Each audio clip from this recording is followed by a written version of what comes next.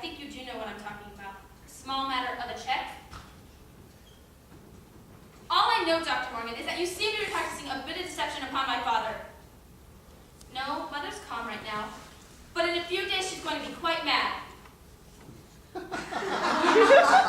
you tell him the truth, I will tell the world that you're not to be trusted with a patient's secrets. Now that's better. Yes, bring the check by so we can destroy it, and we'll say no more about it. Thank you, Dr. Morgan. Goodbye. Mother? Nora says she's going to whip up some kind of dinner as soon as she gets the rest of the dishes put away. I called Dr. Morgan. He got the check all right. He's bringing it back so we can destroy it. But, darling, we can't do that. It must be cashed. You're right. I never thought of that. If Dad doesn't get a canceled check, he'll find out everything. Don't worry about it. We'll go with Dr. Morgan when he presents it at the bank and get the money. But then won't we be robbing Dad? Not really. I'll use it to replace the allowance I spent on that trip to Paris. How do you figure? You wind up with a free trip to Paris with Dad footing the bill. After 25 years of marriage, it's the least he can do. Mother, there's something wrong with your logic. Nonsense, your mind is fine, perfectly fine. I never said it wasn't. Being awfully close. Darling, you really shouldn't go out in the sun without a hat. I never wear a hat. But I'll get one. We'll all get hats. I've got a hat. Both of you have two. How'd it go? We went all over the bed together. I'm a cinch to win the loving cup now. Well, with the most delicate touch. Maxine's not so bad herself. I like a woman who's not afraid to get her hands a little dirty. Dr. Latimer, you're a ladies present! Addison, what's come over you? Didn't you hear what he said? Yes, they're all set for the annual competition. Mrs. Gollock's entered this year. She's counted on me to help her win. Mr. Charlie! Someone please say flowers before my father has a stroke. Flowers? Thanks, Dad. I've been very disturbed about something. Nonsense, your mind is fine, perfectly fine. Fight with all your might. What are you talking about, Addison? I just wanted to tell Miss Beckel that Dr. Latimer is a piano teacher. Of course he is. We all know that, right? Absolutely. Naturally he's a piano teacher. Lots of doctors are. Oh, thank goodness for that. Dad, how are you feeling at the moment? Fine, tip-top, never better. Stop asking me things. Addison, what are you shouting? Would you all like to come and see what Maxine and I were doing? Haven't you done enough? Dad, I don't think you understand. Dr. Latimer was upset and Miss Redfield just wanted to help him cover the bare spots. Forget it. She means helping him in the garden. But what does Nurse Threadgill know about gardening? Oh, that's right. You didn't know she was a brownie. Of course. One of the wee folk is around helping people. Dad, maybe you should take a nap. You're gonna need your strength of Lorelei drops by again. I think she's bringing her nephew Tony. Oh, say, isn't Tony a psychiatrist? Well, he's on the verge. Yes, I see. That's good. That's very good. Maybe I will take a little nap before dinner. I'll help you get settled, Mrs. Splendor. And I have a customer coming. The little Miller boy from across the way. He's having a dreadful time with scales. The main thing is to keep him from scratching. Just kind of fidget a bit.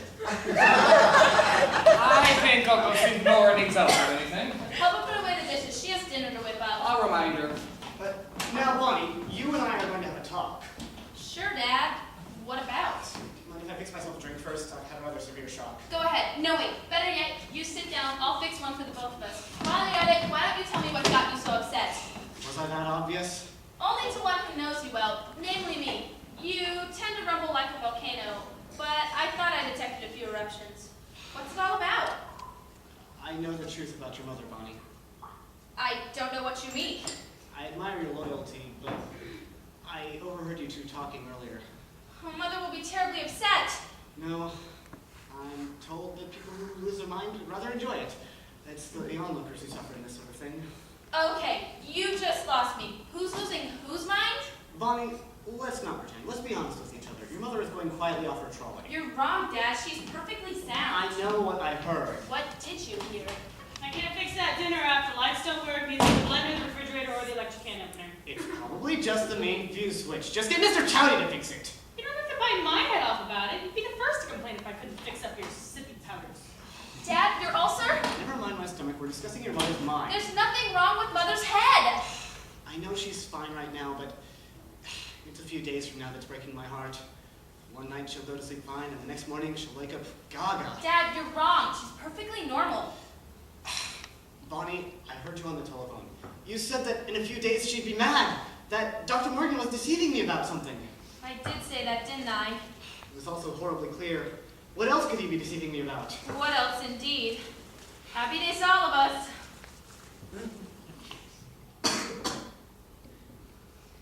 Tell me, will it happen gradually or all at once? There's no telling.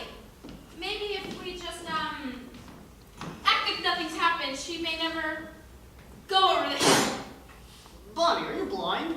She's already halfway down the slope. She thinks that Dr. Lenimer is a piano teacher. She thinks Nurse Threadgill is a brownie. You're lucky you didn't hear her. She said this place was a meeting place for the Brownies. She believes this. Well, you see, Dad. Bonnie, look what I picked up yesterday in Paris. Mother? Where'd you keep the fuse box? Yesterday in Paris? You're right, Dad. She is nuts.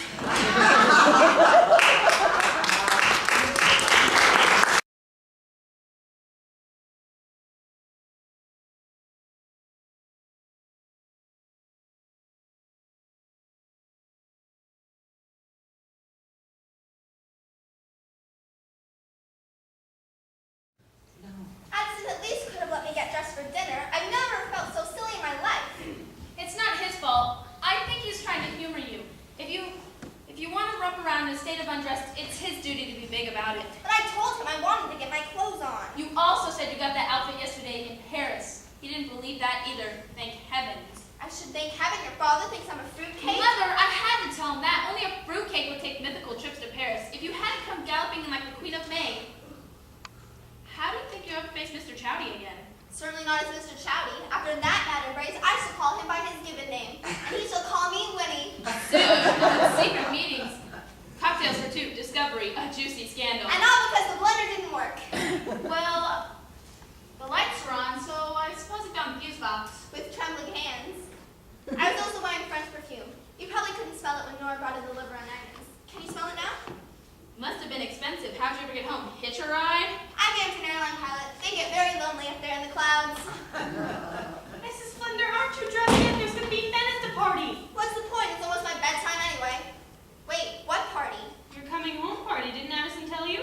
No, he most certainly did not. What was Addison thinking of? In French perfume, you can ask. I didn't know you hadn't been told. I don't know what to do. Oh, don't worry about it, Nora. Perhaps the party's a good idea. Addison might overcome his suspicions if I'm bright, witty, and vivacious for our guests. Not in that outfit, unless it's come as you are. I believe Mr. Flinder said informal. Good, then I'm all set. Mother! All change. Can't you take a joke? Not lately. Who's coming anyhow? Is it going to be a big party? Just three besides the family and Miss Threadgill. Mrs. Gulick, Dr. Morgan, and that young Mr. Metzel. Tony's coming? Good heavens, I've got to change. My darling, you look fine. Mother, when a woman cares for men, she looks her very best. I didn't know you cared for Mr. Metzel. Nora, I don't. Then why? I don't want him to know that. I